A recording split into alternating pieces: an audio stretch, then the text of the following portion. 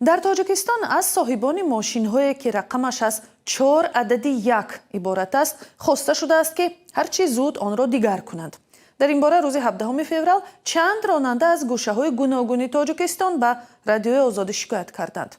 ба иддаои ронандагон амалиёти нозирони роҳ пас аз садамаи Мерседес Бенс бо рақами 1111 QQ03 барпо шуд ки дар он 3 тан ҳалок ва Муҳаммад Шарифзодаи 17 сола, писари Муҳаммадзариф Шарифзода, муовини раиси кумитаи сармоягузории Тоҷикистон маҷрӯҳ шудааст.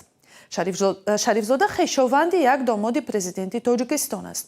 вазири корҳои дохилӣ Рамазон Раҳимзода дар нишасти матбуотӣ ахираш гуфт дар мошине ки оташ гирифт ӯ яке аз мусофирон буд.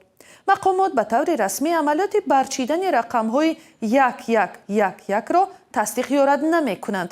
маъмулан дар Тоҷикистон соҳибони воситаҳои нақлиётеро ки бо 4 рақами монанд мисли 77 ё 9999 ронандагӣ мекунанд, афроди доро ё наздик ба мансабдорони баландмақом медонанд.